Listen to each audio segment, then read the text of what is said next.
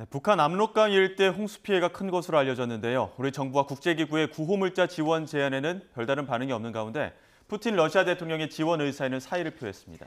수해 복구에 한창인 북한 내부 사정과 김정은 위원장의 행보 등 북한의 동향 직접 짚어보겠습니다.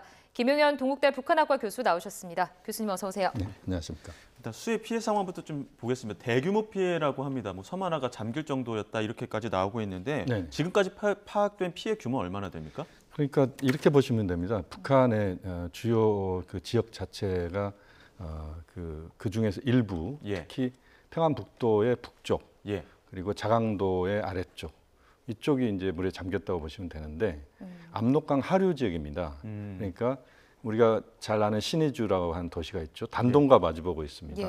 이 도시가 거의 잠겼다라고 봐야 되고, 그 다음에 이제 그 신의주와 단동 사이에 위화도라고 하는 섬이 있습니다. 이건 이제 이성계의 이제 위화도 해군으로 유명한 섬이죠. 압록강이 퇴적돼서 만든 섬이어서 원래 높이가 그렇게 높지가 않습니다. 그래서 과거에도 수차례 잠긴 지역인데 여기가 다 잠겼다고 봐야 되고, 그다음 의주군이 다 잠겼다고 봐야 되고요. 그다음 자강도에 가면 만포시라고 있습니다. 거기도 이제 압록강하고 붙어 있는 곳인데 그 지역도 이제 잠긴 것으로 알려지고 있습니다. 그래서 그 주변 농촌 그리고 도시, 특별하게 이제 그 지역의 홍수 조절 시설들이랄지 이런 것들은 다 망가졌다 이렇게 보셔도 될 것 같습니다. 자, 이런 가운데 우리 측의 북한 수해 피해 상황 보도에 대해 북한이 지금 발끈하고 있습니다. 김정은 위원장 적은 변할 수 없는 적이다 이런 표현을 사용하기도 했는데요. 일단 저희가 준비한 화면 보고 이야기 이어가 보도록 하겠습니다. 화면으로 먼저 만나보시죠. 김정은 동지께서는 적은 변할 수 없는 적이라고 하시면서 어떻게 하나 우리를 깎아내리고 우리 공화국의 용상에 목치를 하자고. 네, 지금 보도 상황을 보면 굉장히 상당히 좀 강한 표현을 쓴 것 같은데 네네. 저 이후에 또 이어진 내용을 보면 한국 쓰레기들의 상습적인 버릇과 추악한 본색을 신랄하게 지탄했다 이런 표현도 나오더라고요. 계속 이런 좀 강한 반응을 보이는 이유 어떻게 보십니까? 과거와는 좀 다른 북한의 대응이지 않습니까? 이제 과거에는 남쪽에 대해서 이런 식으로까지 이야기하지는 않았습니다. 그런데 최근에 남북 관계는 강대 강의 대결 구도에 완전히 접어들었다 이렇게 봐야 되고, 북한에서 특히 김정은 위원장도 남측에 대해서 적대 국가 또는 그 국가 간의 관계를 국가 대 국가, 그러니까 민족은 이제 남북 관계에서 없다 이런 식으로 접근을 하고 있습니다. 그렇기 때문에 남측에 대해서 굉장히 그 신경질적인 반응을 하고 있고, 또 우리 측의 일부 보도에서 보면 이제 북한에서 인명 피해가 1,000명, 1,500명 이런 이야기가 나왔지 않습니까? 거기에 대해서 북한이 굉장히 발끈하는 모습을 보이고 있습니다.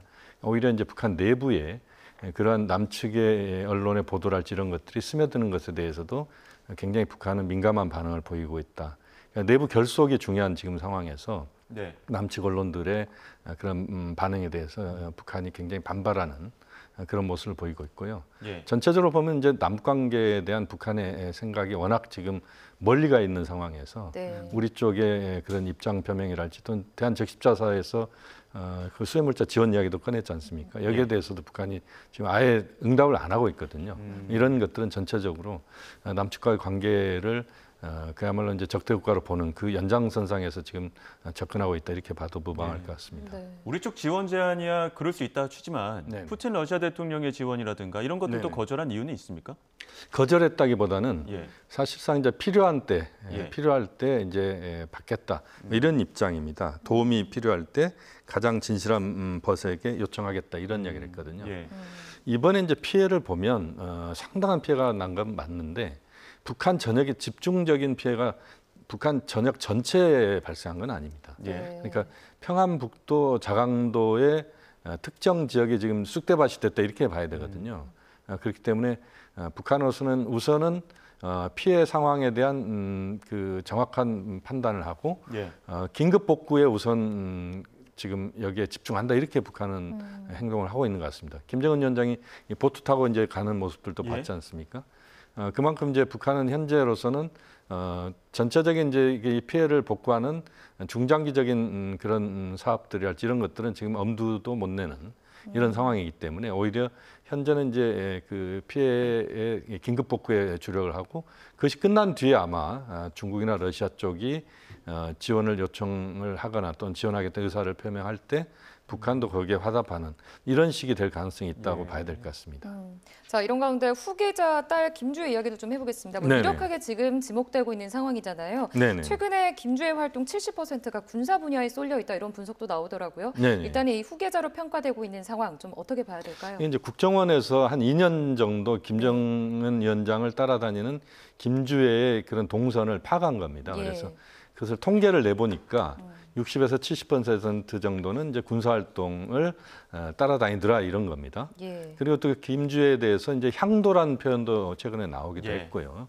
향도라고 하는 것 자체가 아무에게나 그런 그 호칭을 쓰지는 않습니다. 그러니까 뭔가 앞으로 가는 데 있어서 길잡이 역할을 하는 사람을 향도라고 그러잖아요. 예. 북한에서는 이 향도에 대해서는 예를 들면 최고 지도자랄지 예. 이런 특정 인물에게만 이제 부여하는데 향도란 표현도 쓰고 있고 뭐 전반적으로 보면 김주혜가 후계자의 어떤 그런 그 구도 속에 완전히 안착한 것 아니냐 이제 이런 입장을 이제 국정원이 좀 정리를 한 건데 예. 여기에 대해서는 뭐 여러 가지 아직까지는 좀 논란이 있기 때문에 좀 더 지켜봐야 될 상황이라고 봅니다. 아직까지 김정은의 그 아들의 존재 유무까지도 확인되지 않은 상황인데, 그렇죠. 그러니까 박지원 전 국정원장 같은 경우에는 김정은이 아들의 존재를 감추기 위해서 네네. 김주혜를 내세우고 있는 것 아니냐 이런 네. 또 이야기도 나오더라고요. 뭐 그렇게 정확하게 표현을 그것이 객관적이다라고 이야기하기는 아직 어렵지만 네.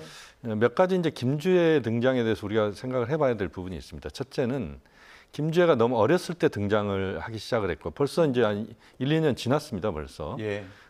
그 김주혜가 지금 아직 어린 나이인데 그쵸. 후계자로서 이렇게 바로 등장할 수 있느냐에 대해서 과거의 어떤 사회주의 국가들에서는 그 전례를 좀 찾아보기 어렵습니다. 그러니까요. 왜냐하면 이제 그 교육의 문제도 있고 예. 경호의 문제도 앞으로 있는데 이렇게 빨리 내세울 수 있느냐의 여부입니다. 그래서 이제 제가 볼 때는 한편으로는 김주혜는 마라톤으로 치면은 이제 앞에서 그 미리 좀 끌고 가는 그런 인물일 가능성도 있다. 이제 그런 생각도 하고 있는데 예.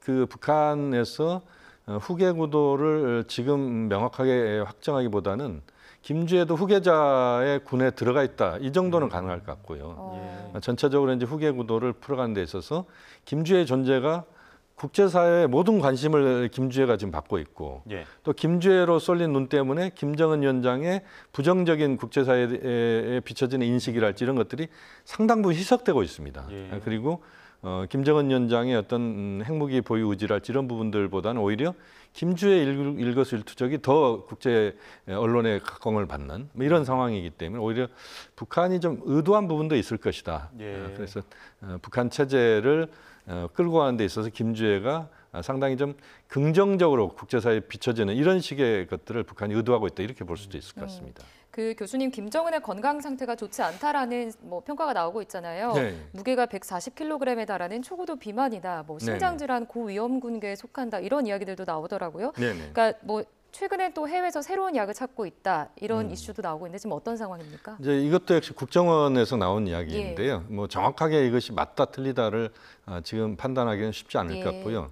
다만 이제 김정은 위원장의 비만은 분명히 문제가 있는 것 같고, 예. 그다음에 그 가계 자체가 김일성 주석도 심장계통으로 이제 사망을 했고, 예. 심장질환계통으로 김정은 위원장도 마찬가지였습니다. 그러니까 그 유전적으로 김정은 위원장 집안에는 심장 질환의 위험이 늘 있다 이렇게 봐야 될 것 같고요. 예. 여기에서 김정은 위원장도 예외는 아닐 수 있다 이렇게 보여집니다. 그래서 김정은 위원장이 지금 이제 담배도 피는 것으로 계속 나오잖아요. 네. 예. 술도 많이 마신다고 좀 나오고 있고 그렇게 보면 그 성인병으로 갈 수 있는 여러 가지 것들을 대부분 갖고 있기 때문에 김정은 위원장 건강에 대한 우려는 앞으로도 계속 이 우려는 나올 거라고 봅니다. 예. 다만 이제 현 시점에서 김정은 위원장이 완전히 지금 그 병세가 심각한 상황이냐에 대한 부분은 뭐 김정은 위원장이 보트를 타고 그런 신의주 지역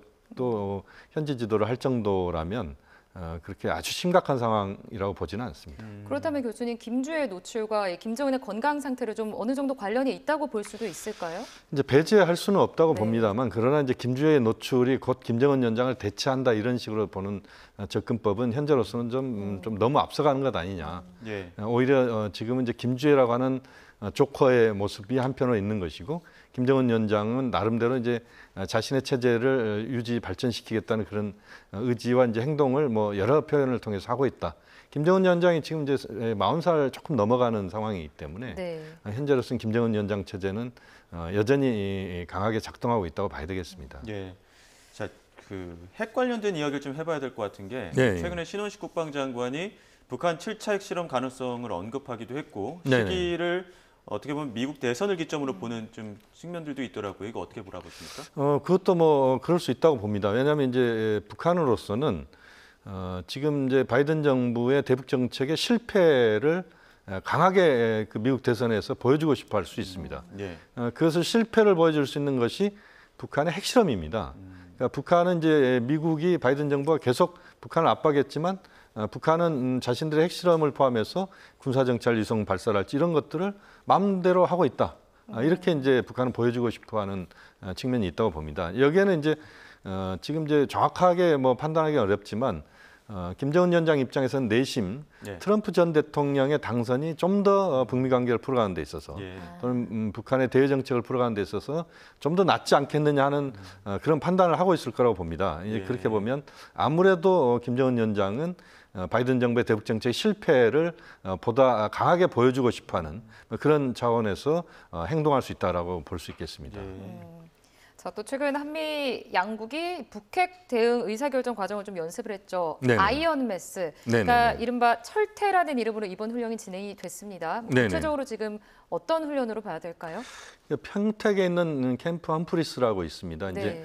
주한미군의 모든 시설과 그 주한미군의 주요 병력이 평택으로 다 집결해 있거든요. 이제 과거에 동두천이랄지 의정부에 있던 병력들이 다 남쪽으로 내려와 있는데 이 아이언메스라고 하는 것은 한마디로 말씀드리면 한국의 그 재래식 무기와 미국의 핵무기가 결합해서 어떤 식으로 이것이 시너지 역할을 낼 수 있느냐를 훈련하는 겁니다.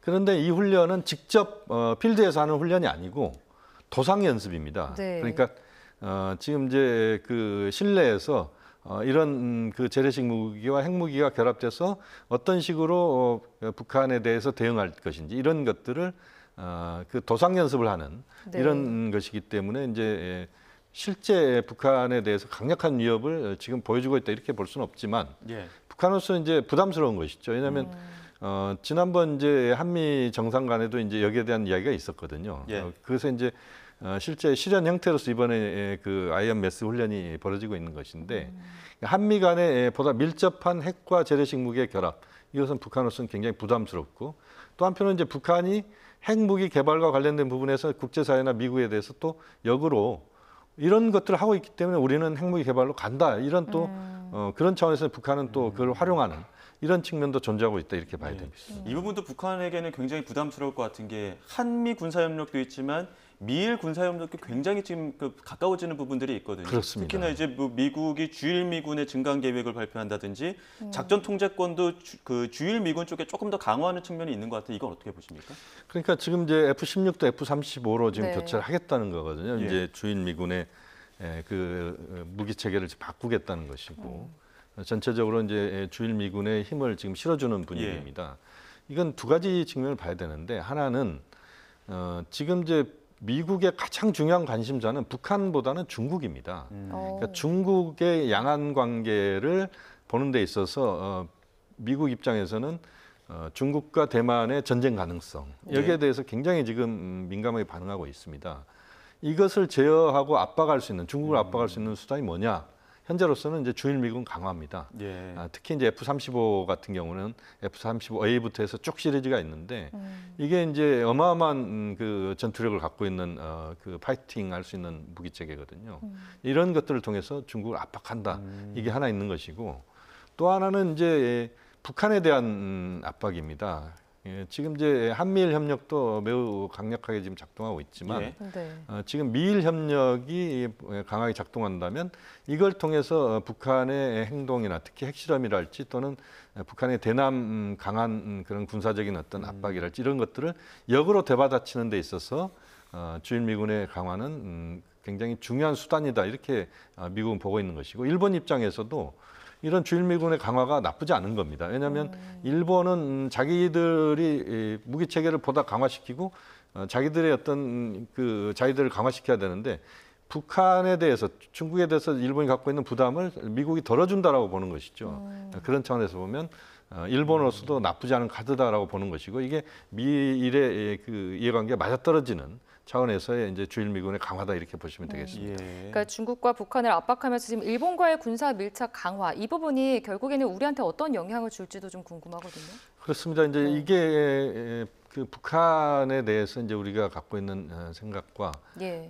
또 이제 주일미군의 강화랄지 이런 것들이 이제 북한에 대해서 주는 압박 효과도 있지만 또 북한의 반발도 분명히 있는 것이죠. 예. 그러니까 한미일 대 북중러의 대결 구도가 보다 명확해지고 보다 강화되는 이런 가능성들입니다. 예. 이제 이것은 우리로서는 그렇게 저는 좋은 건 아니라고 봅니다. 왜냐하면 지금 한미일 대 북중러가 대결 구도로 이렇게 빠지게 된다면 동북아시아에서 특히 한반도를 둘러싼 지금 이 영내에서 많은 문제점들이 발생할 수 있습니다. 예. 그러니까 경제적으로뿐만 아니라 정치 군사적으로 너무 강하게 부딪히게 된다 보면 사실상 이제 한국이 중국, 러시아와 뭔가 외교적인 활동을 할 수 있는 범위도 매우 축소되는 것이고 예. 또 북한으로서는 외부로 나오기보다는 중국, 러시아에 뒤에 숨어서 계속 그 자기들의 어떤 그 독자적인 그런 대남 압박 정책이랄지 이런 것들을 계속 수행할 수밖에 없는 이런 식으로 가는 구도거든요. 그러니까 이렇게 되다 보면 이제 한미일 대 북중러가 딱 그 갈라서게 되는 이 구도 속에서 뭔가 대화 또는 평화로에 가는 길들을 또 억제시키는 뭐 이런 차원에서 굉장히 좀 우려스러운 부분들이 있습니다. 예. 그렇게 보면 사실상 이제 이런 그 구도 자체가 만들어지는 것은 우리에게 그렇게 저는 썩 좋은 것은 아니다. 뭐 그렇게 보고 있습니다. 근데 한편으로 이렇게 구도가 북중러 대 한미일로 되어 있는 그 가운데에서 한미일의 그 결속력은 군사적 결속은 굉장히 강해지는데 네. 북중러 측면에서 보면은 북한과 중국, 그러니까 러시아와 북한은 조금 친밀해지는 게 측면이 있지만 북한과 중국은 조금 좀 소원해지는 분위기가 있지 않습니까? 이제 이 부분도 우리가 좀 중요하게 봐야 되는 부분이고 예. 이제 예. 저는 아주 좋은 질문이라고 생각이 듭니다. 예. 왜냐하면 지금 보면은 이제 이번에 그 북한에서 이른바 전승절이라고 하는데 예. 그러니까 이제 7월 27일이 휴전협정일입니다. 이제 북한은 그것을 전쟁에서 이겼다 그래서 전승절이라고 이야기를 하고 있는데 보통 이제 전승절 행사를 할 때 외국 대사들이 거의 대부분 참여를 하죠. 그런데 이번에 이제 주 평양 중국 대사가 불참을 했습니다. 예. 이런 것들을 보면서 이게 이제 북중 관계 균열이 있는 것 아니냐 이제 이렇게 보는 시선도 일부가 있는데 예. 그러니까 중국은 이제 고민이 있는 겁니다. 왜냐하면 북중러의 그 강력한 어떤 협력 구도가 중국으로서도 이제 필요한 부분이라고 보지만 또 한편으로는 중국은 G2 국가입니다. 그러니까 북중러, 중국, 러시아하고 중국이 북한과 러시아와만 협력을 할 수는 없는 것이죠. 예. 가장 중요한 파트너는 미국입니다. 그러니까 미국과도 중국이 대결도 하고 그렇지만 미국과는 협력을 또 해야 되는 부분들이 너무 많지 않습니까? 예. 경제적인 부분을 포함해서 그런 과정에 이제 북중러 협력 구도로만 빠지게 된다면 미국이나 일본, 한국과의 뭔가 대화를 할지 또는 협력 또 필요한 것들을 중국이 풀어가는 데 있어서 어려움이 있는 것입니다. 그러니까 중국으로서는 그 북한과의 관계를 풀어가는 데 있어서도 적절하게 북한을 관리하는 이런 정도를 지금 중국은 스탠스를 잡고 있는 것이고 예. 러시아 같은 경우는 이제 그 우크라이나 전쟁 때문에 북한과 이런 특수 관계를 만들 수밖에 없는 현실인 것입니다. 그렇기 때문에 중국으로서는 상당한 고민이 있을 수밖에 없다 이렇게 봐야 되겠습니다. 예, 알겠습니다. 여기까지 듣도록 하겠습니다. 지금까지 김용현 동국대 북한학과 교수와 함께했습니다. 고맙습니다. 고맙습니다.